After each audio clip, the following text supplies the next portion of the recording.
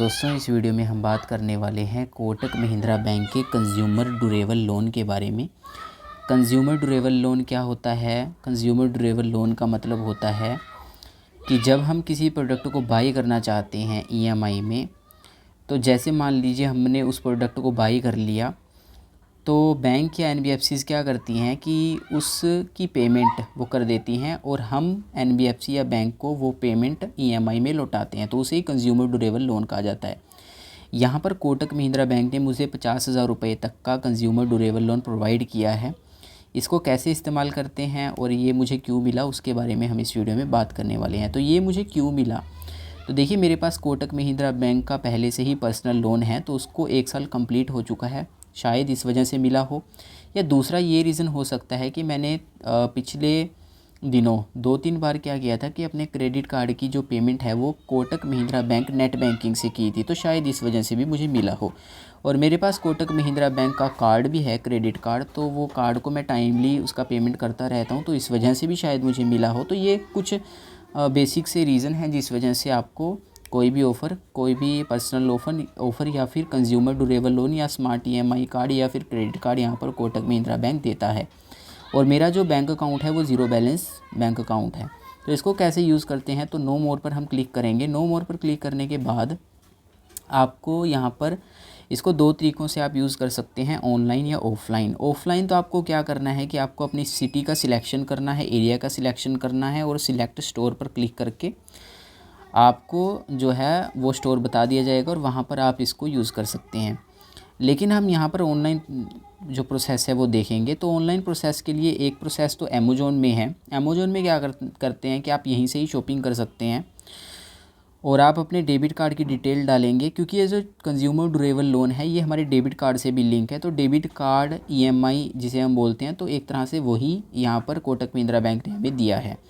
तो वहाँ पर भी हमें जो अमेज़ॉन में जैसे शॉप ऑनलाइन पर क्लिक करेंगे, मैं आपको ओके करके दिखा देता हूँ। इसके बाद आप यहाँ पर देखेंगे अमेज़ॉन में हमें रीडायरेक्ट कर दिया जाएगा। यहाँ पर देखिए, you are eligible for a pre approve EMI limit on Kotak Mahindra bank debit card. यहाँ पर डेबिट कार्ड बोला जा रहा है क्योंकि ये हमारे डेबिट कार्ड से भी लोन लिंक है। तो डेबिट कार्ड की डिटेल्स डाल करके आप इसको यूज़ कर सकते हैं। मैं आपको फ्लिपकार्ट में दिखा देता हूँ क्योंकि वहाँ ज़्यादा ईजी मुझे यहाँ पर प्रोसेस लगा। तो वहाँ पर क्या है कि जैसे मान लीजिए मैं इस मोबाइल को बाई करना चाहता हूँ। अब मान लीजिए मैंने इस मोबाइल पर क्लिक कर दिया। इसके बाद हम बाय नाउ पर क्लिक करेंगे। बाय नाउ पर क्लिक करने के बाद हम यहाँ पर इसे कंटिन्यू करेंगे। कंटिन्यू करने के बाद एड्रेस आएगा, वो एड्रेस डालेंगे जहाँ पर हम इस प्रोडक्ट को मंगवाना चाहते हैं। इसके बाद पेमेंट पेज आ जाएगा।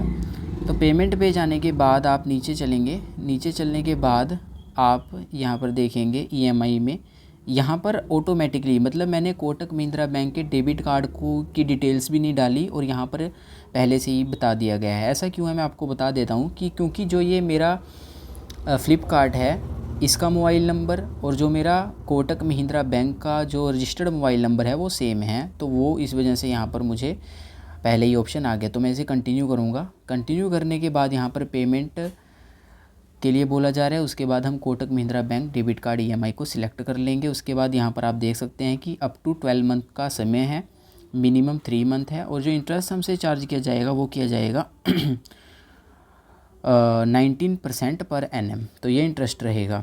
और प्रोसेसिंग फ़ीस यहाँ पर जो ली जा रही है वो ली जा रही है। Processing fees 299 will be charged by the bank for every EMI order. तो इस तरह से आपको जो हर ईएमआई पर, इसका मतलब ये है कि जैसे एक बार की प्रोसेसिंग फ़ीस लगती है, पहली ईएमआई में आपको बंद के आ जाएगी, तो वहाँ पर उस तरह से आप उसको पेमेंट करनी होती है।